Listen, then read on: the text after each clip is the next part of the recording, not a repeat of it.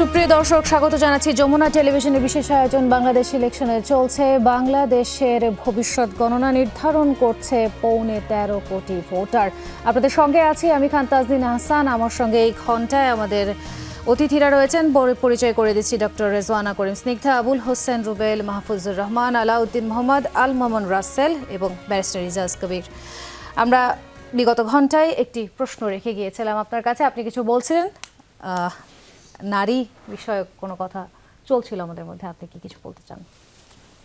প্রথমত নারী বিষয়ে এই রুবেল ভাই আমাকে জিজ্ঞেস করছিল যে আপনারা কি এনসিপি এবং জোটের সেম ভ্যালুজ ধারণ করে কিনা। এটা আমরা বারবার ক্লিয়ার করেছি, বাট আমার কাছে যেটা মনে হয়েছে যে যিনি এখানে যে রিপ্রেজেন্ট করছেন জামাতকে সামহাও, তো এই নারী ইস্যুটাই এইভাবে যে নিয়ে যাওয়া হলো, এটা প্রথমত এটা অপ্রয়োজনীয় ছিল।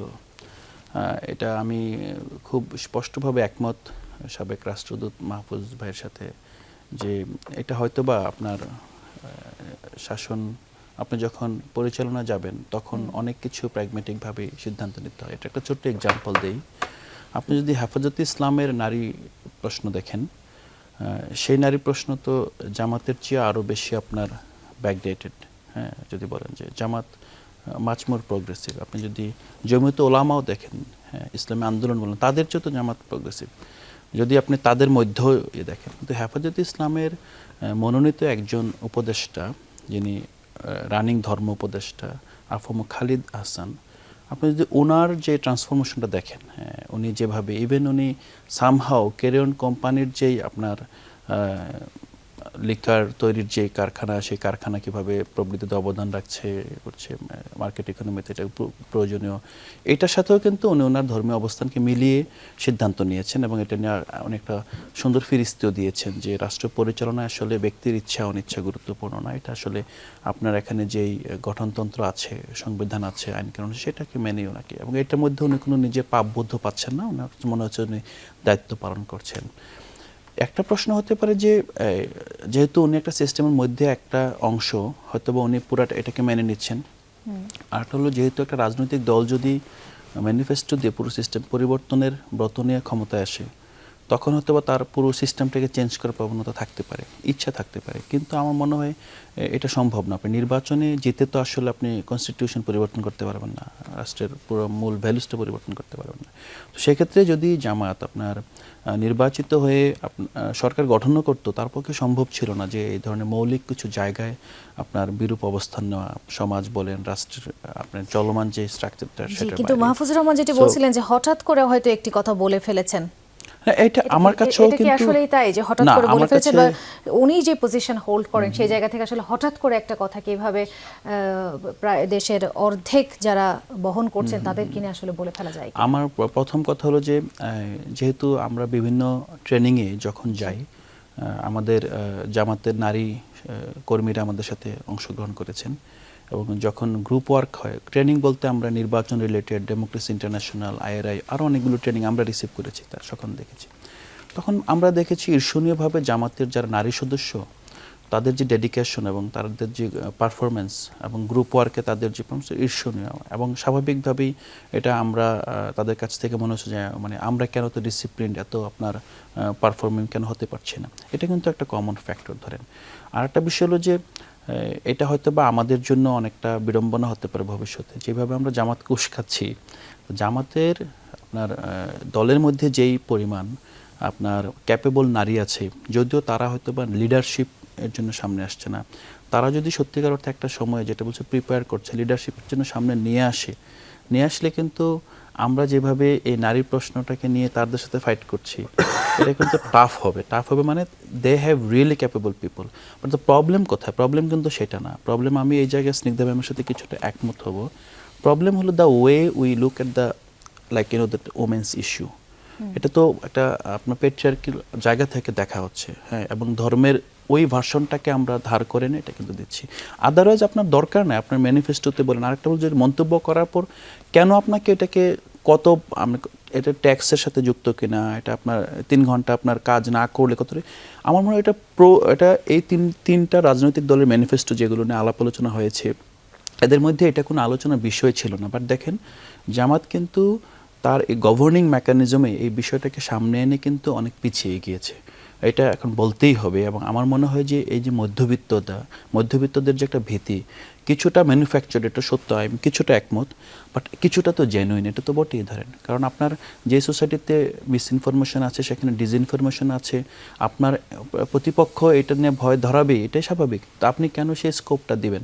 তো আমার যেটা মনে হয় যে নারী প্রশ্নে সিম্পলি আমি একজন আপনার মডার্ন রাষ্ট্রের সিটিজেন হিসেবে এখানকার যেই সেট অফ এগ্রিমেন্টস ইতিমধ্যে আছে, সামাজিক চুক্তি আছে, এটার মধ্যে নারীর যে অবস্থান আছে, আমি তার চেয়ে আরও প্রোগ্রেসিভলি আমি চিন্তা করি, এনসিপি তার চেয়ে প্রোগ্রেসিভলি চিন্তা করি। এবং আমাদের কোথাও কোনো আপনার গঠনতন্ত্র, আমাদের প্র্যাকটিস কিংবা আমাদের ম্যানিফেস্টো কোথাও নারীর প্রতি অবমাননামূলক তো নয়ই, বরং নারীকে আরও কীভাবে আপনার হ্যান্ড বাই হ্যান্ড সামনে এগিয়ে নিয়ে প্রবৃদ্ধির অথবা ইকোনমির অংশ করা যায়, সেটার জন্য আমরা কাজ করছি। সো নারীর বিষয়টা আমি মনে করছি যে আমি ইভেন অ্যালায়েন্সের অংশ হিসেবে, সোফার এখন তো অ্যালায়েন্স আছে, আমরা মনে করছি যে এই অবস্থানটা আরও বেশি আপনার অ্যালায়েন্সের কারণে কি আপনারা ট্রান্সপারেন্ট আসলে হওয়া উচিত। নারী, আপনাদের সঙ্গে যারা যুক্ত ছিল নারী, তাদের হারিয়েছেন কাউকে অ্যালায়েন্সের কারণে? হ্যাঁ, তাদের হারিয়েছি, কারণ এইটা আরেকটা ইস্যু। হ্যাঁ, আমাদের সাথে এখন যে নারীরা আছেন, এই অ্যালায়েন্সে যাওয়ার কারণে কোনো নারী পার্টির ভিতরে তাদের ভয়েসকে আন্ডারমাইন করা হয়েছে, অথবা তাদের মনোনয়ন দেওয়ার ক্ষেত্রে বৈষম্য করা হয়েছে, অথবা এই ধরনের কোনো ঘটনা ঘটে নাই। যদি আমাদের নারী সহযোদ্ধারা, আমাদের মানে নারী সহযোদ্ধা বলতে ডিসিশন মেকিং তো নারীও ছিল, আমাদের পলিটিক্যাল কাউন্সিলে তো 3 জন নারী ছিল। এখন তারা কিন্তু সামহামে সেটা ভিতরে আর যাচ্ছি না, বাট মূল জায়গাটা হলো তারা যদি এই সিস্টেমের প্রতি আস্থা রাখতে পারতেন, তাহলে কিন্তু তারাও কিন্তু এই পুরো প্রসেসের মধ্যে অংশগ্রহণ করতে পারতেন। এবং আমরা কিন্তু এই জোটকে, যেমন এখন আমাদের যে মনিরা শারমিনের চেয়ে আরও সিনিয়র, আরও বেশি মোর এক্সপোজড লিডার্স তো দলের মধ্যে ছিলেন, আছেন এখনও, ধরেন তারা হয়তো বা সাইলেন্ট, দলের প্রক্রিয়া অংশগ্রহণ করছেন না। কারণ আমাদের কি হচ্ছে, যখন আমাদের মানে টপ টায়ারের নারী নেত্রীরা সামহাও সাইলেন্ট হয়েছেন, আমাদের কিন্তু সেকেন্ড টায়ারের নারী নেতৃত্বের দিকে যেতে হচ্ছে, এবং থার্ড টায়ারকে আমরা প্রিপেয়ার করছি। মূল জায়গাটা হলো একটা রাজনৈতিক দল, একটা প্রতিষ্ঠান যখন কোনো ব্যক্তির প্রতি ইনভেস্ট করা মানে কি, ব্যক্তিকে লিডারশিপ দেয়, এখানে কিন্তু রেসপন্সিবিলিটি আছে। এই রেসপন্সিবিলিটি কিন্তু এটা আপনার ওয়ান ওয়ে না, ধরেন হ্যাঁ আমরা আপনাকে সাপোর্ট করব, আপনিও কিন্তু আমাদেরকে সাপোর্ট করতে হবে। সাপোর্ট করা মানে এখন যেমন একটা ঘটনা যেটা ঘটেছে, আমি আর বিস্তারিত যাচ্ছি না, একটা নির্বাচন পরিচালনা কমিটির সেক্রেটারি মনোনয়ন সাবমিশনের আগের দিন কাউকে কিছু না বলে পদত্যাগ করে ফেলেন। কিন্তু একটা বিষয় কিন্তু বুঝতে হবে, একজন সাধারণ সদস্যের পদত্যাগ আর একজন দলের প্রধান, একটা সাবকমিটির প্রধান, সেক্রেটারি পদত্যাগ কিন্তু সমান না। তো এই জায়গাগুলো কিন্তু আমাদের মানে দেখতে হবে নারী প্রশ্নে না, দেখতে হবে যে একটা রেসপন্সিবল এন্টিটির প্রশ্নে, একজন প্রতিষ্ঠানের সদস্য হিসেবে আমরা কিভাবে বিহেভ করছি। আচ্ছা, আমি একটু আবুল হোসেন রুবেল আপনার কাছে আসতে চাই। যেটি বলছিলেন উনি, আলাউদ্দিন মোহাম্মদ যেটি বলছিলেন যে জামাত এই একটি বিষয় দিয়ে বা যে ম্যানিফেস্টোতে এনে এই বিষয়গুলো দিয়ে একটু পিছিয়ে গেছে, আমার মনে, উনি যেটা বলেছেন। তাহলে বিএনপিকে সেই পিছিয়ে যাওয়াটাকে ক্যাশ করেছে বা করতে পেরেছে? ধন্যবাদ। আমি প্রথমত বলি যে মানে এখানে এটা বলে মানে বা হুট করে বলে ফেলেছেন, আমি এরকমভাবে মনে করি না। প্রথমত এটা তাদের একটা ধারাবাহিকতা আছে বলার, অনেকগুলো তাদের অ্যাকশনের ধারাবাহিকতা আছে, তাদের বলার ধারাবাহিকতা আছে, চিন্তার একটা ধারাবাহিকতা আছে। এটা হুট করে আসে নাই, এটা আসলে তাদের যে চিন্তা সেটার একটা প্রকাশ, এবং এই প্রকাশের জায়গা থেকে তারা বলেছেন, এবং সে কারণে ওটা আবার ম্যানিফেস্টো পর্যন্ত নিয়ে আসা হয়েছে, আবার ব্যাখ্যা দেওয়ার চেষ্টা করা হয়েছে। হ্যাঁ, এবং এই ব্যাখ্যা দেওয়ার ক্ষেত্রে আমি বলি যে এটা যদি আপনি ওইটার সঙ্গে আবার ইকোনমিক প্ল্যানকে মেলান, তাহলে আপনি মেলাতে পারবেন না। আপনি যে মাত্রায় প্রবৃদ্ধি করে $2 ট্রিলিয়ন 2040 সালে ভেতরে $2 ট্রিলিয়ন ইকোনমি করবেন, আবার আপনি 1 লক্ষ কোটি টাকা এখানে আপনি ভর্তুকি দেবেন রাজস্ব থেকে, তাহলে আসলে কিভাবে কোথায় প্রবৃদ্ধি হবে? মানে ফলে ইকোনমিক প্ল্যান আর ওইটা মিলে না। ফলে এটা হচ্ছে একটা গোঁজা মিলের মানে ইশতেহারে পরিণত হয়েছে। এই পুরো জিনিসটাই ধরেন 2040 সালের ভেতরে যদি $2 ট্রিলিয়ন ইকোনমি হতে হয়, এখন 450 বিলিয়নের ইকোনমি আছে, তাহলে 13% আপনার গ্রোথ লাগবে পার ইয়ার। 13% গ্রোথে কীভাবে আপনি ওইখানে যেতে পারবেন, সেটি একটা মানে বড় প্রশ্ন। সেইখানে মানে সেটা আসলে হইতেই পারবে না। আবার আপনি যদি এখান থেকে ওইখানে টান মারেন, তার মানে হচ্ছে আপনার গ্রোথ আপনি এমনি কমাই দিচ্ছেন। ফলে এইটা আসলে আমার কাছে মনে হয়েছে যে এটা আসলে তাদের রাষ্ট্র পরিচালনার জন্য যে ধরনের আসলে প্রস্তুতি, সেই প্রস্তুতির একটা ঘাটতিকে প্রকাশ করে। এই প্রস্তুতিটা তাদের নাই, এবং সে কারণে তারা অনেকগুলো প্রতিশ্রুতি দিচ্ছেন, সেই প্রতিশ্রুতি বাস্তবায়নের যে উপায়, সে বাস্তবায়নের জায়গাগুলো আসলে ওখানে স্পষ্টভাবে আসছে না। এটা হচ্ছে আমার কাছে মনে হয়েছে। আরেকটা জিনিস আমি বলি যে নারী প্রশ্নকে যখন মানে ধরেন নারী প্রশ্ন মানে উনি যেটা বললেন, ধরেন নারী, একজন নারী তো নারীও, মানে একজন নারী যেমন দলের মানে একজন গুরুত্বপূর্ণ সদস্য, তেমন নারী হিসেবেও তার কিছু পজিশন থাকতে পারে। হ্যাঁ, তো সেই কারণে তিনি পদত্যাগও করতে পারেন। আপনি যদি তার ওই নারী হিসেবে যে পজিশন সেটাকে যদি ডিজোন মানে আপনি যদি মনে হয় তার কাছে যে তার এই সত্তাকে আপনি অস্বীকার করছেন, তাহলে তো সে সেটাকে ডিজোন করতে পারে, ফলে তিনি পদত্যাগও করতে পারেন। এটাকে মানে ওই একপাক্ষিকভাবে দেখার কিছু নাই। মানে যেই নারী গিয়েছেন তিনি যেহেতু এখন আমার দলে নাই, ফলে তাকে আমি যে কোনোভাবেই মানে সমালোচনা করব, এইটা আসলে আমার কাছে মনে হয় না যে এটা ঠিক। ফলে একটা জিনিসকে বিভিন্নভাবে দেখা যেতে পারে, এই দেখার জায়গাটা আমাদের খোলা রাখা দরকার। এবং ধরেন অনেকগুলো প্রশ্ন আছে, মানে যেগুলো প্রশ্ন মানে ধরেন এই যে এইখানে কথা হচ্ছিল যেগুলো মিডিয়ার সৃষ্টি, মোটেই না। গত 3 দিনে অন্ততপক্ষে আমার বন্ধুদের মেয়েদেরকে আমার যে মানে আসলে তারা ট্রমাটাইজড অবস্থায় গেছে যে আসলে পরিস্থিতি কোথায় যাচ্ছে, কিভাবে হতে পারে, সামনে ইলেকশনে কি হবে, এদেরকে বোঝানোর জন্য যত সময় ব্যয় করতে হয়েছে, এটা যদি আমি কোনো ডিটেলসে যাচ্ছি না, কিন্তু আমি বলছি যে এইটা যে এটা করতে হয়েছে এবং ওই মেয়েগুলো যে ভয় পাচ্ছে, এইটা কেউ তৈরি করে দেয় নাই। এইটা আসলে বিভিন্ন অ্যাকশন থেকে তৈরি হয়েছে। ধরেন আপনি কয়েকটা ইস্যুর কথা যদি আপনি ধরেন, যে যিনি একজন নারী নিপীড়নকারী, তাকে হচ্ছে ফুলের মালা দিয়ে বরণ করে দেওয়া হলো। এইটা জুলাই অভ্যুত্থানের পরে ঘটনা একটা। জি, হ্যাঁ, নারীদের বিভিন্ন জায়গায় বিভিন্ন ধরনের হয়রানির শিকার হতে হয়েছে, এইটা বেড়ে গেছে।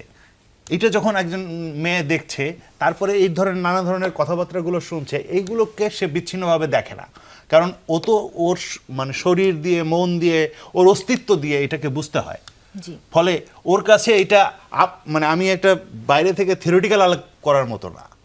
ফলে এই জায়গাটা নারীর জায়গা থেকে যদি আপনি মানে বিবেচনা, মানে উনাদের কথা বলছে, আপনি তো বুঝতেই পারছেন। হ্যাঁ, তো নারীর জায়গা থেকে যখন সে বিবেচনা করছে, তখন তার কাছে এটা একটা অস্তিত্বের প্রশ্ন হিসেবে এসে দাঁড়ায়। তখন ওই অস্তিত্বকে যখন আপনি নাই করে দিতে চান, ওর কাছে মনে হয় যে আমাকে ভিতরে ঢুকাই দিতে চাচ্ছে, আমাকে নাই করে দিতে চাচ্ছে। এই জায়গা থেকেই কিন্তু আসলে সে রিঅ্যাক্ট করে। আবুল হোসেন রুবেলকে যে প্রশ্নটা করেছিলাম, ইজাজ কবির আপনার কাছে সেই প্রশ্নটা করতে চাই। বিএনপি কি এটা ক্যাশ করেছে কিনা, যদি না করে থাকে আসলে মোটা দাগে আমার প্রশ্ন হচ্ছে বিএনপি কি পারবে, এই যে 6,28,00,000-এর বেশি নারী ভোটার রয়েছে, তারা যদি বিএনপিকে বেশি ভোট দিয়ে থাকে, অবশ্যই একটা এক্সপেকটেশন থেকে দিয়েছে, সেই এক্সপেকটেশনকে আসলে উতরে যেতে পারবে কিনা বিএনপি, বা বিএনপির এই ধরনের কোনো পরিকল্পনা আছে কিনা, বা বিএনপি কোনো অ্যাডভান্টেজ পেয়েছে কিনা এর জন্য? দেখেন, 36 বছর ধরে বাংলাদেশের নারী নেতৃত্বে দেশ চলেছে। নারী নেতৃত্ব কি জিনিস সেটা বিএনপিও জানে, আওয়ামী লীগও জানে, দুইজন দুই ধারার যদিও। কিন্তু সেই ক্ষেত্রে নারীদের এক্সপেকটেশন মিট আপ হবে কি হবে না, এটা যদি বিএনপি গভর্নমেন্ট ফর্ম করে, which is very likely, we are expecting, সেটা আপনারাই দেখতে পাবেন।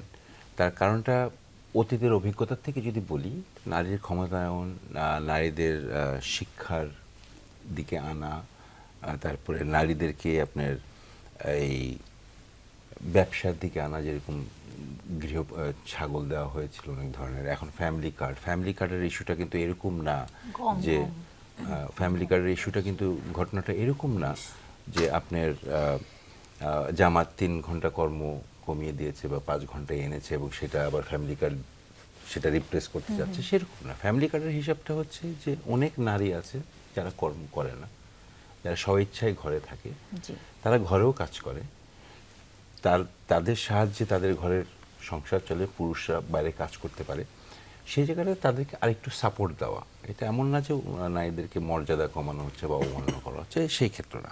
এবং বিএনপি কোনো সময় আপনার ওই ভিত্তিক রাজনীতিটা করেনি। এবং জামায়াতে ইসলামের যেই নারী ভিত্তিক যেটা কথা আছে, যে আমি ব্যক্তিগতভাবে আমি অন্য টকশোতে বলেছি, এখনও বলতে চাই, যে আমার কাছে মনে হয়েছে যে জামায়াতে ইসলামের অনেক ক্ষেত্রেই স্পেসিফিক টু দ্য পয়েন্ট নারীর বেলায় আমার মনে হয় ওনারা ধর্মের প্রপার ব্যাখ্যাটা দিতে পারছেন না বিধায় আমার ধর্মের অনুভূতিতে ওনারা আঘাত আনছেন এবং আমার ঘরের মেয়েকে ভয় পাচ্ছেন। এবং আমি যে আমার পরিবেশে যে আমার ধর্মীয় চর্চাটা করব, সেই জায়গাটাতে ওনারা ব্যাহত করছেন এবং আমিও আমার সমালোচকের সঙ্গে একদম একমত। আমার মেয়েকেও বোঝাতে অনেক হয়েছে, কিন্তু কথা হচ্ছে ওনারা ধর্মের রাজনীতি যদি করেন তাহলে ধর্মের রাজনীতি করা উচিত, ধর্মকে নিয়ে রাজনীতি না করাটাই উত্তম। আর এখন নারীর প্রসঙ্গ থেকে বেরিয়ে যদি আসি, রিসেন্টলি এই যে এই কয়েক ঘন্টা আগে এখন দেখেন ইলেকশন নিয়ে এই আপনার ইনকিলাবে আসছে যে হাসনাত বলছে যে আপনার হাসনাত বলছে যে ষড়যন্ত্র চলছে নাসিরউদ্দিন পাটোয়ারিকে নিয়ে, না এটা মেনে নেওয়া হবে না, নাম্বার 1। নাম্বার 2, আপনার ইনকিলাব মঞ্চের আব্দুল্লাহ আল জাবের বলছে যে ভোট কারচুপি বন্ধ করেন নয়তো রাস্তায় নেমে যাব। নাম্বার 3, সেটা হচ্ছে যে জামায়াতে আমির এবং জোটরা বলার চেষ্টা করছে যে ফলাফল ঘোষণায় বিলম্ব হচ্ছে, তো সেই ক্ষেত্রে ওনারা প্রশ্ন করছেন বা দে আর অ্যালিজিং ইররেগুলারিটিজ অন দ্য পোলস। তাহলে এখন যেখানে আমরা সর্বত্র সকাল থেকে নিয়ে দেখে আসলাম এবং আমরা প্রত্যেকে ভোট দিয়ে আসলাম, সুষ্ঠুভাবে ভোট দিয়ে আসলাম, অ্যান্ড অতীতের তুলনায় লেস দেন 1%-এর মতো কোনো ইররেগুলারিটিস নাই। এখন এই মুহূর্তে যখন আপনাদের টিভি শো অনুযায়ী, আপনাদের চ্যানেল অনুযায়ী, যেখানে বিএনপি প্রবাবল হচ্ছে 187, জামাতে প্রবাবল 56 অ্যান্ড আদার্স প্রবাবল 5, সেই ক্ষেত্রে এখন যে ওনারা যে প্রশ্নগুলি তুলছেন এটা কিন্তু এই গণতান্ত্রিক ধারা বা নতুন ধারার যেটা আমরা আশা করছিলাম বা এনসিপিরা আশা করছে বা জেনজি বা মহিলারা আশা করছে বা আমরা সবাই আশা করছি এই 17 বছর ফ্যাসিস্টের পরে যে নতুন ধারায় আমরা আসব, পুরনো জিনিস ফেলে দিব, গণতন্ত্রের রাস্তায় আমরা আসব, সেটা কিন্তু আমরা আস্তে আস্তে দেখতে পাচ্ছি যে না, অতীতের আচরণটা দেখতে পাচ্ছি। সেটা হচ্ছে আবার ইলেকশন কেন্দ্রিক, ইলেকশনকে একটা ডাউটফুল অবস্থানে নিয়ে যাওয়ার জন্য কিন্তু আস্তে আস্তে স্টেটমেন্টগুলি আসতেছে। এখন আমার প্রশ্ন হলো, যদি এই সন্দেহ পোষণ করেই, ইলেকশনকে যদি প্রশ্নবিদ্ধ করেই, এখন আপনাদের চ্যানেলের জরিপ অনুযায়ী বিএনপির 187টা কমে কত হবে? 100 হবে? যদি 100 হয়ে যায় তাহলে ইলেকশন প্রশ্নবিদ্ধ হবে। তো ওনারা কি এক্সপেক্ট করছেন যে 187টা কমে 100 হবে? আর ওনারা কি এক্সপেক্ট করছেন যে এই 87টা 56-এর সঙ্গে যোগ হয়ে যাবে? মানে what are they trying to do is like আবার আমরা সেই দেখতে পাচ্ছি অতীতের। আমার মনে হয় আমি একটু সমাধান করে দেয়, এখন 197 হয়ে গেছে, তো 96 হয়ে গেছে, কিন্তু আমি বলতে চাচ্ছি আমার মনে হয় যে বাড়বে কমবে এই প্রশ্নটার থেকে আমার বোধ হয় এই প্রশ্নটা আসলে ওই স্পেসিফিক আসনটা নিয়ে আমার মনে হয় বারবার আসছে। না, স্পেসিফিক আসন নিয়ে কমপ্লেন করছে গিয়ে হাসানাত বলেছে যে পাটওয়ারিকে নিয়ে কোনো ষড়যন্ত্র মেনে নেওয়া হবে না। ইনকিলাব মঞ্চের আল জাবের বলেছে ভোটের ভোট কারচুপির অভিযোগ, এটা দেশের হতে সামষ্টিক বিষয়, এবং জামাতে ইসলাম আর এলএজি যে ভোটের অনিয়ম হয়েছে এবং ভোট দিতে বিলম্ব হচ্ছে কেন। সো 3টা পয়েন্ট এই জায়গায়, ঠিক আছে? সো 3টা পয়েন্ট একসঙ্গে আক্রমণ হচ্ছে যে আমার এই আজকের যে ইলেকশন প্রসেসটা হয়ে গেল, যার দ্বারা রেজাল্ট আছে সেটাকে আক্রমণ করা হচ্ছে। তো সেই আক্রমণটার কথাই আমি বলছি যে সেখানে এই আক্রমণটা করে ওনারা কি প্রমাণ করতে যাচ্ছেন? ওনারা কি অতীতের রাস্তায় চলে যাচ্ছেন, নাকি ওনারা বলতে যাচ্ছেন যে ইলেকশনটা কারচুপি হয়েছে? যেখানে সকালবেলায় ওনারা বলেছেন যে ইলেকশন সুষ্ঠু মতো হচ্ছে, এবং আমরা সবাই দেখেছি, এটা সারা বাংলাদেশের মানুষ, আমরা যত 14 কোটি ভোটার আমরা সবাই দেখেছি যে ইলেকশনটা কি সুষ্ঠুভাবে হয়েছে, অতীতের তুলনায় কত ভালোভাবে হয়েছে। এখন এই মুহূর্তে রেজাল্ট দেখে যদি ওনারা এই ধরনের কমপ্লেন বলা শুরু করেন তাহলে কিন্তু এটা কষ্ট পাই, দুঃখ লাগে।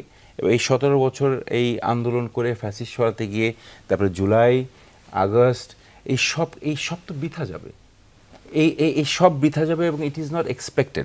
রেজাল্ট অফিসিয়ালি আসুক, আনঅফিসিয়াল রেজাল্ট দেখে আপনারা যদি এখন ইলেকশন কমিশনকে চ্যালেঞ্জ করেন, ইলেকশন প্রসেসটাকে চ্যালেঞ্জ করেন, তাহলে কিন্তু আমরা সেই পিছের দিকেই যাচ্ছি, আমরা কিন্তু নতুন জায়গায় যাচ্ছি না। এবং এই জামায়াতে আমির যেটা বললেন যে আমরা ইনসাফ মেনে নিব বা যেটা ভালোর দিকে আমরা যাব, কিন্তু আমরা কিন্তু সেই লক্ষণ দেখতে পাচ্ছি না। এখন যে ব্যবধানটা আসছে, ওনারা যদি স্পষ্ট করে বলে যে ওনারা এই ব্যবধান মানে না, বা ওনাদের যেই ব্যবধানটা আসছে এই ব্যবধানটাকে ওনারাকে কমাতে কতটুকু হলে ওনারা মনে করছেন যে ওনারা হয়তো বা সরকারে চলে যাবেন বা আরও ওনাদের 56টা সিট 100টা হবে, এটা এখন ডিফিকাল্ট টু সে, বাট ওনারা যে ইলেকশন প্রসেসটা যে এখন যে এই এটা কিন্তু আসলে এইচএস ভাই একটা কথা বলি, এটা কিন্তু আসলে আমাদের হাতে আসা এখন পর্যন্ত তথ্য। না, কিন্তু definitely. জামায়াতে ইসলামীর আমি একটু ছোট্ট করে বলে রাখতে চাই, এর মাঝে আপনারা খেয়াল করেছেন কিনা, জামায়াতে ইসলামের ফেসবুক পেজ কিন্তু একদম ভিন্ন কথা বলছে, কিছুক্ষণ আগেও ভিন্ন কথা বলছিল। আমি জানি না আসলে অফিশিয়াল ফেসবুক পেজের বিষয়টি। এক্স্যাক্টলি, এখন না, এখন অফিশিয়াল রেজাল্ট আসা এক পর্যন্ত বোঝা যাবে না। তবে এখন এখন ফেসবুক দেখে যদি আমরা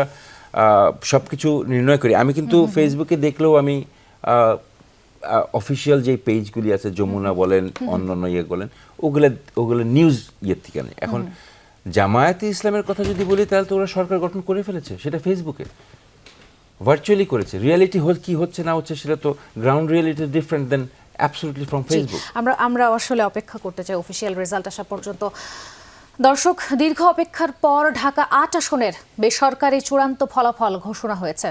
৫,০০০-এর বেশি ভোটের ব্যবধানে মির্জা আব্বাস বেসরকারিভাবে জয়ী। এ বিষয়ে আরও জানাতে সরাসরি যোগ দিচ্ছেন সহকর্মী রায়হান ফেরদৌস।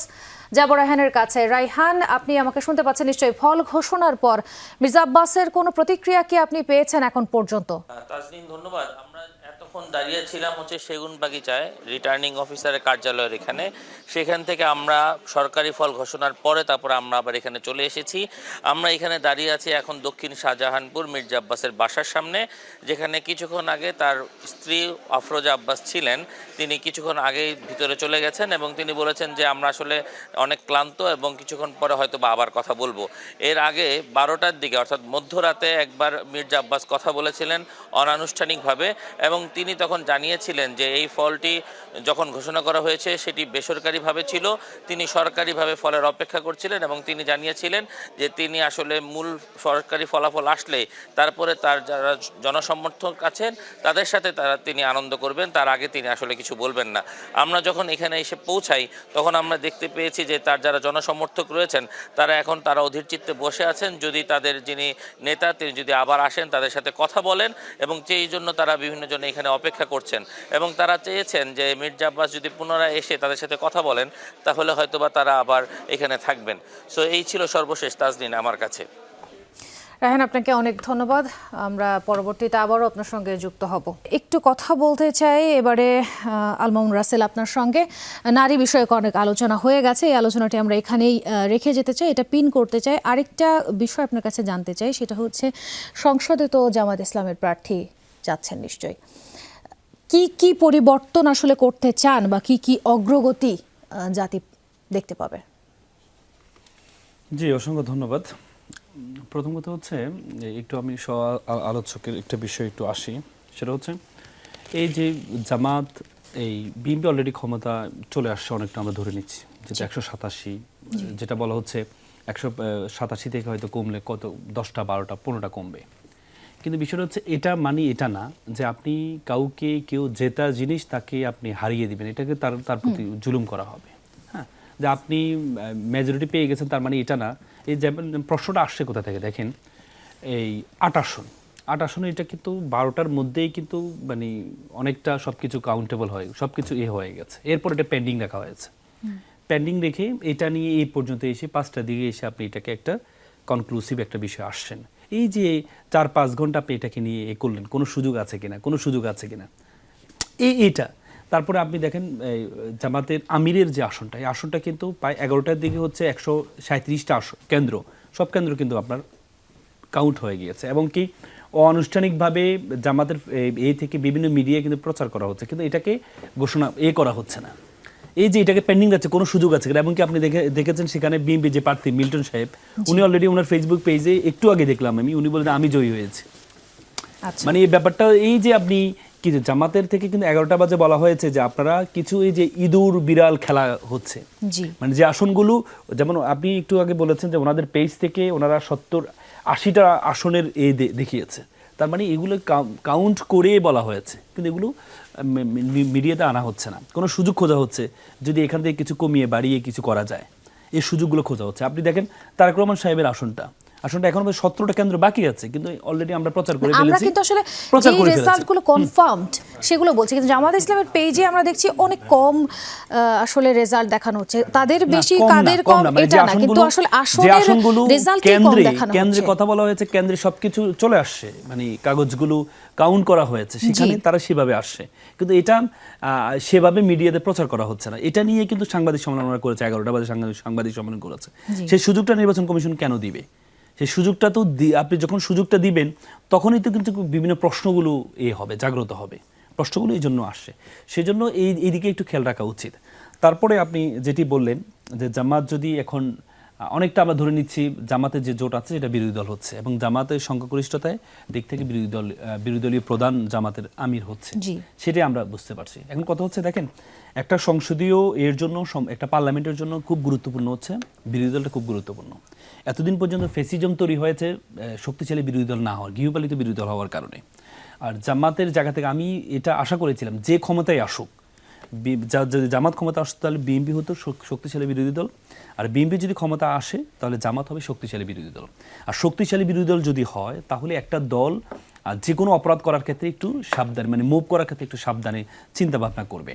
এবং কি এখানে আমরা দেখেছি কিন্তু জয়যুক্ত অনেকটা হয়েছে, তার মানে চেক অ্যান্ড ব্যালেন্স। হাঁটা কেন আমরা এমফেসাইজ করেছি এই জন্য যে আমাদের এর আগে 40% ভোট পেয়ে 60টা আসন পেত, 41% ভোট পেয়ে আপনার আসন পেয়ে যেত হচ্ছে 240, মানে 2/3 মেজরিটি।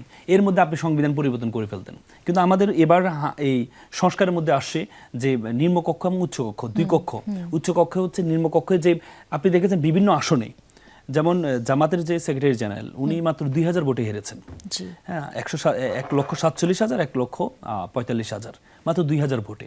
তার মানে এভাবে অনেকগুলো আসনে, যেমন হামিদুর রহমান আজাদ সাহেব কক্সবাজারে উনি মাত্র 1-1,500 ভোটে হেরেছেন। তার মানে এই যে পার্থক্যটা কিন্তু বেশি নেই। এই পার্থক্যটা বেশি না হওয়ার কারণে হবে কি, যখন সবগুলো কাউন্ট হবে তখন উচ্চকক্ষ যখন হবে, উচ্চকক্ষে তখন হচ্ছে কিন্তু আপনার এই ভোটের আলোকে যখন পার্সেন্টেজ পাবে, তখন নিম্নকক্ষ চাইলে সংবিধান একটা পরিবর্তন করতে পারবে না, তখন একটা চেক অ্যান্ড ব্যালেন্স হবে। এই চেক অ্যান্ড ব্যালেন্সটা হচ্ছে আমাদের দেশের জন্য, আমাদের দেশের আগামী দেশের জন্য খুবই গুরুত্বপূর্ণ। তো সুতরাং আমি মনে করি জামাতের জায়গা থেকে জামাত যে একটা শক্তিশালী বিরোধী দল হবে, বা 11 দলীয় জোট যে একটা শক্তিশালী বিরোধী দল হবে, কোনো সন্দেহ নেই। আমরা দেখেছি ছাত্র সংসদ নির্বাচনগুলোতে আমরা দেখেছি যে ছাত্র সংসদে শিবির একটা ইনক্লুসিভ একটা প্যানেল দিয়েছিল। পরবর্তীতে আমরা দেখেছি জগন্নাথ বিশ্ববিদ্যালয় ছাত্রদলও একটা ইনক্লুসিভ প্যানেল দিয়েছে, সেখানে বাইরে থেকে ভিপি বাতি নিয়ে আসে, জিএস নিয়ে আসে বাইরে থেকে। মানে এই যে পরিবর্তন, এবং কি আপনারা দেখেছি ইলেকশনে 1 মাস আগে তারা 1 মাস ব্যাপী একটা সামাজিক কার্যক্রম ঘোষণা দিয়েছেন। তার মানে কি, আমরা পরিবর্তনটা এভাবে আসে যখন বিপরীত পক্ষ থেকে কাজগুলো, ভালো কাজগুলো করে। আপনি দেখেছেন বিএনপির প্রায় 10,000-এর মতো যারা চাঁদাবাজির জন্য তাদেরকে বহিষ্কার করা হয়েছে। কেন করা হয়েছে? এই যে বিপরীত পক্ষ থেকে যখন বারবার বলা হচ্ছে যে আপনারা আপনারা এই অপরাধটা করছেন, ওনাদের মধ্যে একটা অনুশোচনা আসছে। তো সুতরাং আমি মনে করি আগামীতে বিএনপি যেহেতু মেজরিটি ভোট এই আসন পাচ্ছে, ওনারা ক্ষমতা আসলেও আমাদের সংসদটা একটা প্রাণবন্ত একটা সংসদ হবে। কারণ যে শক্তিশালী বিরোধী দল হওয়ার কারণে যে কোনো প্রশ্ন, যে কোনো বিষয় করতে চাইলেও ওনারা পারবে না, যেটা আওয়ামী লীগ একতরফা পেয়েছে, গৃহপালিত বিরোধী দল বানিয়েছে, তারা একতরফা পেয়েছে। তো সুতরাং আগামীর পার্লামেন্টটা আমরা খুবই প্রাণবন্ত একটা পার্লামেন্ট পাবো, এবং এই পার্লামেন্টটা আগামীর বাংলাদেশকে খুব সুন্দর জায়গা নিয়ে যাবে। আগামীর বাংলাদেশ নিয়ে আমরা আরেকটু কথা বলতে চাই, যেহেতু আমরা বেশ শেষ পর্যায়ে চলে এসেছি, শেষ ঘন্টা চলছে আমাদের। আমি একটু মাহফুজুর রহমানের কাছে যেতে চাই যে আমরা আগামীর বাংলাদেশ গঠন নিয়ে কথা বলছি, আসলে মোটা দাগে আমরা কি কি বিষয় পরিবর্তন চাই, বা আপনি কোনো সাজেশন দিবেন কিনা যেই সরকারই গঠন করতে যাচ্ছে? আমার কাছে প্রথমেই মনে হয়েছে যে এই নির্বাচনটা সর্বতোভাবেই একটা উইন উইন সিচুয়েশন সবার জন্যই। যেই সরকার গঠন করুক, অন্তর্বর্তী সরকারের জন্য এটা একটা সাফল্য যে তারা নির্বাচনটা সঠিক সময়ে সুষ্ঠুভাবে করতে পেরেছে, এবং যদি আপনার এখন ক্ষমতার ট্রানজিশনটাও চমৎকারভাবে হয় বা মসৃণভাবে হয়, তাহলে অন্তর্বর্তী সরকার এখান থেকে তার যত সীমাবদ্ধতাই থাকুক বা আগে তার যত সমালোচনাই আমরা করি না কেন, কেবলমাত্র এই নির্বাচনটা সুষ্ঠুভাবে করার জন্য এবং ক্ষমতাটা হস্তান্তর করার জন্য হয়তোবা ইন্টারিম গভর্নমেন্টের প্রশংসা এরপরও বহুদিন মানুষ করবে, সমালোচনাও করবে, কিন্তু প্রধানত নির্বাচনের কারণে তার প্রশংসাটা করবে। বিএনপি জোট অথবা জামাত জোট যেই ক্ষমতায় আসুক, সে তো ক্ষমতায় আসছেই, সুতরাং তার জন্য সেটা একটা সাফল্য। যদি আপনার একটা দল ক্ষমতায় না যেতে পারে, বিরোধী দলে চলে যায়, তো বিরোধী দলে যাওয়ার কারণেও সেটা সাফল্য এই কারণে হবে যে আপনার সংস্কার অর্থাৎ হ্যাঁ ভোট জয়যুক্ত হওয়ার কারণে এবং দুটো দলেরই সংবিধান সংস্কারের প্রতি যে কমিটমেন্ট, সেই কমিটমেন্টের কারণে এখন যদি কমিটমেন্টটা তারা রাখতে যায় বা সেটা ফুলফিল করে, এবং একই সঙ্গে জনগণের আকাঙ্ক্ষাও যেহেতু ছিল সংবিধানের কিছু কিছু সংস্কার করা, তাতে আপনার একটা ক্ষমতার ভারসাম্য তৈরি হবে। সুতরাং এটা বিরোধী দল যেই হোক তার জন্য এটা একটা লাভজনক অথবা একটা উইন আমি ধরে নিব।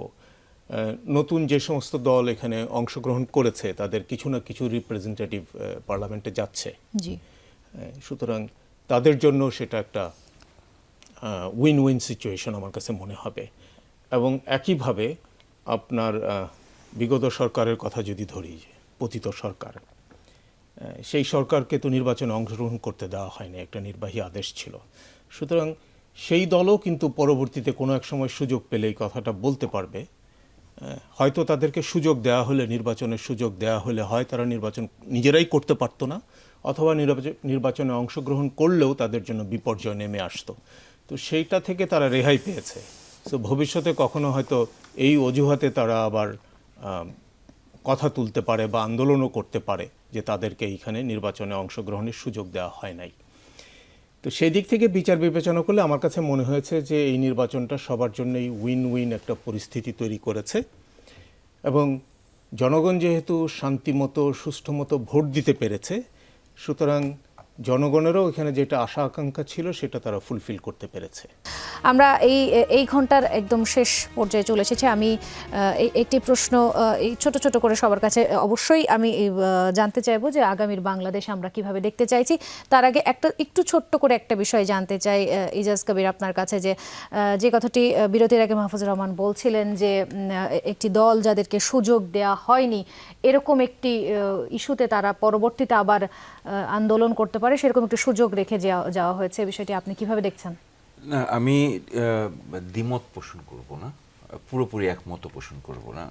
যেই দলটিকে রাজনীতির থেকে বাইরে রাখা হয়েছে, ইলেকশন থেকে বাইরে রাখা হয়েছে, তার একমাত্র কারণ হচ্ছে তার দীর্ঘ 17 বছরের ফ্যাসিজম এবং মানবতা বিরোধী কর্মকাণ্ডের জন্য। ঠিক আছে, এখন তাদেরকে যদি বিচারের আওতায় না এনে তাদেরকে যদি আবার রাজনীতি করার সুযোগটা দেওয়া হয়, সেটাও কিন্তু রাজনৈতিক পেরিফেরির বাইরে পড়ে যাবে। তো সেটাও ঠিক হবে না। আর এটা রাজনীতিতে এটা একটা সবাই বলতেই পারে, তর্কের জন্য তর্ক করতেই পারে, বাট এটা আমি মনে করি না এটা কোনো রাজনৈতিক নর্মসের মধ্যে পড়ে। বাট রাজনৈতিক দলটাকে কিন্তু এখনো ব্যান করা হয়নি। রাজনৈতিক দলের যেই নেতৃবৃন্দ ছিলেন, সাপোর্টাররা আছেন, অ্যাক্টিভিস্টরা আছেন, বা যারাই মানবতা বিরোধী কাজ করেছেন সেই দলের নামে সরকারের থেকে, তাদের বিচার হতে হবে। এবং ওনারা যদি কেউ স্বতন্ত্র প্রার্থী হিসেবে ইলেকশন করতে চাইতেন, করতে পারতেন, কোনো অসুবিধা ছিল না। আর এইটা আমি ব্যক্তিগতভাবে খুবই মানে কনভিন্সড ইন আ সেন্স যে যেই সরকার গঠন করুক, বর্তমানে আমি মনে করি না যে জামাতে ইসলাম শুধু তার ভোটে এসেছে।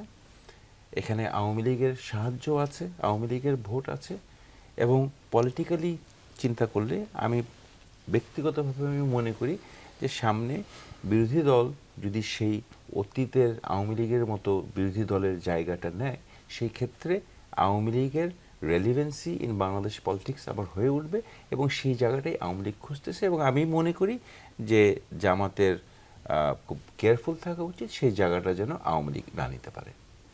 অনেক ধন্যবাদ। আমরা একটু আবুল হোসেন রুবেল আপনার কাছে আসতে চাই। কোন বাংলাদেশ আসলে আমরা দেখতে চাইছি? ধন্যবাদ। প্রথমত বলি যে বাংলাদেশে আসলে অনেকগুলো, আমরা এবার একটা নির্বাচনে ভোট দিয়েছি, একই সঙ্গে আবার একটা গণভোটেও ভোট দিয়েছি, এবং এই গণভোটের ভেতর দিয়ে এবং মানে এখানে আমাদের জুলাই চার্টার যেটা হয়েছে, সেই জুলাই চার্টারের ভেতর দিয়ে অনেকগুলো মানে রাষ্ট্রীয় এবং সাংবিধানিক পরিবর্তনের ভেতর দিয়ে আমরা যাব। ফলে আগামী দিনের বাংলাদেশ আর পূর্বের বাংলাদেশ আসলে এক হবে না।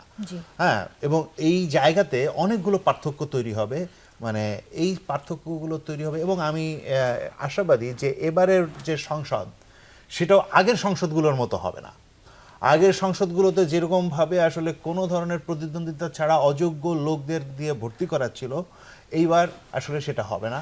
এবং এই সংসদে একটা প্রাণবন্ত বিতর্ক হবে, মানে পলিসি ইস্যু নিয়ে বিতর্ক হবে এবং সামনের দিনে আর যদি উচ্চকক্ষ গঠিত হয় উচ্চকক্ষেও এরকম আরেকটা বিতর্কের জায়গা তৈরি হবে এবং বাংলাদেশে সাধারণভাবে এক ধরনের নতুন রাজনৈতিক সংস্কৃতির চর্চা হবে। জি। নতুন পার্লামেন্ট হবে হচ্ছে আসলে রাজনীতির একটা কেন্দ্রবিন্দু এবং এই রাজনীতির কেন্দ্রবিন্দু থেকে আসলে মানে সামনের দিনে বাংলাদেশের জনগণের মন জয় করা, তার হৃদয় জয় করার রাজনীতিটা বাংলাদেশে শুরু হওয়ার একটা সম্ভাবনা আছে। আমরা সকলে মিলে যদি সেই সম্ভাবনাটাকে বাস্তবায়ন করতে পারি তাহলে বাংলাদেশের অনেক বড় অগ্রগতি আসলে সম্ভব। অনেক ধন্যবাদ। তার ঠিক বাম পাশে আলাউদ্দিন মোহাম্মদ, আপনার কাছেও একই কথা জানতে চাইবো যে আসলে যেহেতু আপনি এনসিপির প্রতিনিধি হিসেবে এসেছেন এবং এনসিপির সকলেই তরুণরা আসলে কেমন বাংলাদেশ দেখতে চাইছে, আসলে প্রত্যাশা তাদের কতটুকু পূরণ হবে বলে মনে করছেন যে দল আমরা মনে করছি সরকার গঠন করতে যাচ্ছে তারা যদি গঠন করে? প্রথমত আমাদের আশান্বিত হওয়ার অনেকগুলো বিষয় আছে, কারণ যে দল সরকার গঠন করতে যাচ্ছে তাদের অনেকগুলো কর্মসূচি নাগরিক অধিকার ভিত্তিক এবং কল্যাণ ভিত্তিক, এবং আমরা সত্যিকার অর্থে আশাবাদী যে তারা এগুলোকে ডেলিভার দিতে পারবে।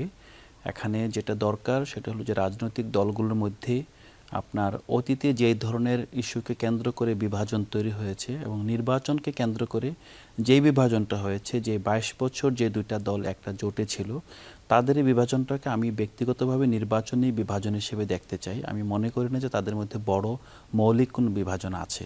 আমি মনে করি যে রাষ্ট্রের জনগণকে সার্ভিস ডেলিভারির প্রশ্নে, সুশাসনের প্রশ্নে, এখানকার যে এক্সটর্শন এবং বিভিন্নভাবে যে আপনার দুর্নীতির প্রশ্নে এখানে রাজনৈতিক দলগুলো একমত পোষণ করবে। এবং যে বিষয়টা আমি আরেকটা বিষয় বলতেই হবে, দুইটা রাজনৈতিক দলই কত ট্রিলিয়ন ডলার অর্থনীতি হবে সেটা প্রজেক্ট করেছে। এবং আমার কাছে, আমি ইকোনমিক্সে পড়াশোনা করেছি আন্ডারগ্রেড লেভেলে, পোস্ট গ্রেড লেভেলেও। আমি মনে করি যে এইটা একেবারে একটা বেজলেস একটা টার্গেট। আপনি এনশিওর করবেন যে আপনি আপনার জনগণকে কি ডেলিভারি দিচ্ছেন। আপনি ইভেন জিডিপিও কিন্তু এটা অনেক সেকেলে ধারণা হয়ে গিয়েছে যে আপনি ইকোনমি কত বড় হলো সেটা দিয়ে আসলে কখনোই আপনার মানুষের ভালো মন্দ, ভালো থাকা নির্ণীত হয় না। এবং এরপরও অনেকগুলো ইন্ডিকেটরস এসেছে। তো আমরা আসলে দেখতে হবে যে জনগণকে সাথে নিয়ে, জনগণের জন্য এবং সত্যিকার অর্থে জনগণকে সেই রাজনৈতিক, অর্থনৈতিক এবং নাগরিক অধিকার দিয়ে তাদের সাথে নিয়ে তাদের রাষ্ট্রটা যদি আমরা বিনির্মাণ নেতৃত্ব দিতে পারি, তাহলে এখানে শুধুমাত্র বিএনপির যে প্যাকেজ তাই না। ধরেন বিএনপি কিংবা পরবর্তীতে স্বাভাবিকভাবে এই নির্বাচনের পর আমরা বিশ্বাস করি বাংলাদেশের রাজনীতির ল্যান্ডস্কেপ পাল্টে যাবে। হ্যাঁ, ইভেন আরেকটা বিষয় একটু বলে দিই লাস্টলি, যে জামাতে ইসলাম এইবার আপনার নির্বাচনী রাজনীতিকে কেন্দ্র করে তারাও কিন্তু তাদের দলের যে মৌলভিত্তি সেই ভ্যালু থেকে অনেকটা সরে এসেছে, অনেকটা পপুলিস্ট রাজনীতিতে ঢুকেছে। এটার কারণেও আমরা আশাবাদী যে আগামী দিনগুলোতে আপনার এই বিএনপি যদি সরকার গঠন করে তার বাইরের দলগুলো অনেকগুলো জায়গায় আপনার একটা অ্যামালগামেশন হয়ে একটা কমন পয়েন্ট আসবে। এই কমন পয়েন্টটা হবে মূলত অধিকার ভিত্তিক। এবং এই জায়গায় আমরা মনে করি যে আগামী দিন এখানে আমাদের মধ্যে এমন কোনো দূরত্ব নাই যার জন্য আবার ওই বিগত যে ফ্যাসিবাদী রেজিমের সাথে যে সংঘাত ছিল সেই সংঘাত পরিস্থিতি হতে পারে। তো আমার প্রত্যাশা হলো শুধু সেটাই, আমরা যাতে একটা মানে ফ্যান্স ঠিক করি যে আমরা বিতর্ক করব, আলাপ করব, সবই করব, বাট আমরা যাতে এই ট্র্যাকের বাইরে না যাই। যে ট্র্যাকটা জনগণকে আসলে মানে ট্র্যাকের বাইরে যাওয়া মানে রাষ্ট্রটা আসলে আপনার অন্য শক্তি এখানে রোল প্লে করতে পারে। আর লাস্টলি যেটা মনে পড়লো সেটা হলো যে আমরা বিগত দিনে দেখেছি যে বাংলাদেশের মানুষের স্বার্থ নির্ণীত হয় বাংলাদেশের বর্ডারের বাইরে, এবং এদেশের নাগরিকত্ব নেই, নাগরিকত্ব নেই মানে এদেশের নাগরিক নেই, এদেশের মানুষ না, এরকম ইরেসপন্সিবল শক্তি দ্বারা, এক্সটার্নাল পাওয়ার দ্বারা। আমরা এই জায়গায় সবগুলো দলকে একমত থাকতেই হবে যে আমরা যে কোনো মূল্যে এক্সটার্নাল পাওয়ারের এখানে হস্তক্ষেপ বন্ধ করতে হবে। এবং আওয়ামী লীগ প্রশ্নে আমাদের একটা জায়গায় খুবই সচেতন থাকতে হবে। আওয়ামী লীগ যেহেতু এখান থেকে পালিয়ে একটা দেশে আশ্রয় নিয়েছে এবং তারা যখন এখানে ফিরে আসবে, হ্যাঁ, আপনার সমঝোতা করেই আসবে অথবা যে কোনো প্রক্রিয়া আসবে, তাদের লয়্যালটি যাতে যে দেশে তারা আশ্রয় নিয়েছিল সেটাতে না হয়ে তারা যাতে বাংলাদেশের প্রতি লয়াল হয় সেই জায়গাটা এনশিওর করার দায়িত্ব কিন্তু আমাদের। এবং তাদের সাথেও আমাদের ফর্মাল ইনফর্মাল সেই চুক্তিতে যেতে হবে। চুক্তিতে বলতে বলছি রিকনসিলিয়েশন তো অনেকগুলো আপনার কন্ডিশনস থাকবে, সেই জায়গাটা যদি আমরা এনশিওর না করতে পারি তাহলে কিন্তু আমরা বিভিন্ন রূপে আবার সেই ট্র্যাপে যাব। এবং যদি সেই ট্র্যাপে যাই তাহলে আমাদের মধ্যকার রাজনীতি, নির্বাচন, অন্যান্য রাজনৈতিক কর্মসূচি সব কিছু কিন্তু ভণ্ডুল হয়ে যেতে পারে। অনেক ধন্যবাদ আপনাকে। আমি ডক্টর রেজওয়ানা করিম আপনাকে দিয়ে শুরু করেছিলাম, আপনাকে দিয়ে আজকের অনুষ্ঠান এই ঘন্টায় শেষ করতে চাইছি। একটা ছোট্ট বিষয়, একটা ছোট্ট গল্প আপনাকে বলতে চাই। আমরা একটা ইতিবাচক বিষয় দিয়ে শেষ করছি। পোস্টাল ভোটের কথা যে আমরা বলছিলাম, দেশে বিদেশে মিলিয়ে 11.5 লাখের বেশি পোস্টাল ভোট এসেছে। পোস্টাল ভোটের একটা ছোট্ট নিউজ আজকে আমি দেখেছি, আমার কাছে খুব চোখে লেগেছে, ভালো লেগেছে। ময়মনসিংহের একটা জায়গাতে সময় শেষ হয়ে যাচ্ছিল, কোনো যানবাহন নেই। সেখানকার যিনি পোস্টম্যান ছিলেন তিনি রিকশায় করে হেঁটে প্রায় 57 কিলোমিটার পাড়ি দিয়ে তিনি ঠিক 4:27 এসে তার ভোটগুলো আসলে পোস্ট করেছেন। এই যে আগ্রহ নিয়ে কাজ করা, আমরা সচরাচর দেখে থাকি আসলে সরকারি কর্মকর্তা বা যারা এইসব দায়িত্বে নিয়োজিত থাকে তারা কিছুটা গাফিলতি করে। ঠিক 4:27 তিনি জমা দিয়েছেন এবং তার পোস্টম্যান যে 4:30 ডিসির অফিসে গেলে ভোটগুলো দিয়েছেন। এই যে ইতিবাচক একটি নির্বাচন বা এই সকলের অংশগ্রহণ, শুধু ভোটার নয় কর্মকর্তাদের অংশগ্রহণ দেখলো, এই বিষয়টি আসলে নিশ্চয়ই ইতিবাচক। আপনি বিষয়টি নিয়ে, এই অগ্রগতি নিয়ে আসলে কি বলবেন? না, আপনি যে গল্পটা বললেন, মানে ঘটনাটা বললেন, এটা হচ্ছে ওই যে আমি আপনাকে শুরু করেছিলাম যেটা দিয়ে, যে গণতান্ত্রিক একটা প্রক্রিয়াতে এই দেশটা যে একটা স্টেপিং স্টোন, এটা আমার দায়িত্ব। মানে আমরা সামহাও এটা একটু মনে করিয়ে দিতে চাই। কোনো এক অদ্ভুত কারণে আমরা করি কি, আমাদের পলিটিক্যাল পার্টি তারা তো আছেনই, বিকজ আমরা তাদেরকেই সংসদে পাঠিয়েছি, পার্লামেন্টে আমাদের ভোটে নির্বাচিত হয়ে, সেটা বিরোধী দল হোক সরকারি দল হোক, যারাই গেছে তারা কিন্তু, এটা মনে রাখা প্রয়োজন, আপনারা কিন্তু জনগণের ভোটে গিয়েছেন, রাইট? সো এই জনগণ তাদেরকে পাঠায় ঠিকই, কিন্তু দেশ গঠনটার ক্ষেত্রে কিন্তু নাগরিকেরও একটা দায়িত্ব থাকে। এটা কিন্তু আমরা ভুলে যাই, এটা কিন্তু একটা মিসিং আমাদের খুব বড়। তো এই দেশ গঠনের জন্য, নতুন বাংলাদেশ গঠনের জন্য যারাই এখানে গিয়েছেন, সেটা সরকারিভাবেই যান আর বেসরকারিভাবে, মানে বিরোধী দল হিসেবেই যান, যেভাবেই যান না কেন, ফ্যাক্ট কি জানেন? ফ্যাক্ট হচ্ছে আপনি একটা সুন্দর বাংলাদেশ তখনই পাবেন, প্রথম আপনাকে বাংলাদেশের মানুষকে আগে এটুকু নিশ্চিত করতে হবে, বাংলাদেশের আমলাতন্ত্রকে নিয়ন্ত্রণ করেন। That is the biggest challenge and it meant to be. এই আমলাতন্ত্রকে যদি না নিয়ন্ত্রণ করতে পারেন, সে যেই দলই মানে ক্ষমতায় যাক না কেন, they will be in big trouble. মানে এটা বেশিক্ষণ সময় লাগবে না যা ছিল তাতে পরিণত হতে। কারণ আমি মনে করিয়ে দিতে চাই, আমরা বলি বটে, শুনতে ভালো লাগে যে অমুক ফ্যাসিস্ট, অমুক পতিত, কিন্তু এই ফ্যাসিস্ট পতিত কোনো একক ব্যক্তি হয় না, এটা একটা collective construction. So we have to very, very careful about that collective construction, because ওই কালেকটিভ কনস্ট্রাকশনে বুঝছেন ওই আমলাও থাকে, যদিও আমি এখন মিডিয়াতে বসে আছি, মিডিয়াও থাকে, আমার মতো শিক্ষকও থাকে, জি, আমি including everyone. That is very problematic. তো ওই জায়গাগুলোতে যদি আমি কনসিয়াস না দিই, তাহলে আমাদের যে বাংলাদেশের স্বপ্নটা, এটা আসলে পূরণ করা খুব কঠিন। এবং সেই জায়গাটাতে আমাদের সকলকে কাজ করতে হবে, বাংলাদেশের নাগরিককে এই আস্থা দিতে হবে যে এটা খুব গুরুত্বপূর্ণ, আমরা এই প্র্যাকটিসটা যেন না ভুলি, ভলতেয়ারের কথাটা যেন না ভুলি, যে আমি আপনার মতের সাথে দ্বিমত হতেই পারি, কিন্তু আমার মতটা যে আমি প্রকাশ করতে পারি, সেইটা যেন আপনি নিশ্চিত করেন। সেটা আপনি সরকারি দলে থাকেন আর বিরোধী দলে থাকেন, নাগরিককে তার অধিকার, তার বক্তব্য, তার চিন্তা আর তার যেটা প্রাপ্য, সেটা নিশ্চিত করেন। আমি আপনার থেকে ভিন্ন মত পোষণ করি বলে, বা আমি কোনো একটা মেজরিটির বিপক্ষে মত পোষণ করি দেখে আমাকে হত্যাযোগ্য করে তোলা কোনোভাবেই মানবিকও হতে পারে না, কোনোভাবে এই 2026-এর কোনো রাষ্ট্রের কামনীয় হতে পারে না। Absolutely. Thank you so much. আপনাদের সবাইকে অনেক অনেক ধন্যবাদ। আমরা একদম শেষ পর্যায়ে চলে এসেছি। দর্শক, আপনাদের সঙ্গে ছিলাম টানা 3 ঘন্টা বাংলাদেশ ইলেকশনের আয়োজনে। আমাদের সঙ্গে অতিথিরা ছিলেন ডক্টর রেজওয়ানা করিম স্নিগ্ধা, আবুল হোসেন রুবেল, মাহফুজুর রহমান, আলাউদ্দিন মোহাম্মদ, আল মামুন রাসেল এবং ব্যারিস্টার ইজাজ কবির। এতক্ষণ আমরা সকলেই আপনার সঙ্গে ছিলাম। আপনারা জানছিলেন বাংলাদেশের জনগণ বেছে নিতে চলেছে কে গড়তে যাচ্ছে এবারের সরকার। ত্রয়োদশ জাতীয় সংসদ নির্বাচনের ফলাফল প্রায় জাতীয় পর্যায়ে আসার পথে। আপনারা সকলে আশা করি এতক্ষণ টিভির স্ক্রিনে ছিলেন। আমি এই ঘন্টা থেকে বিদায় নিচ্ছি। এতক্ষণ আপনাদের সঙ্গে ছিলাম খান তাজদিন আহসান। পরবর্তী ঘন্টায় আবারও আমার সহকর্মী চলে আসবেন বাংলাদেশ ইলেকশন নিয়ে। অনেক ধন্যবাদ। কোথাও যাবেন না, যৌনমন টেলিভিশনের সঙ্গেই থাকবেন।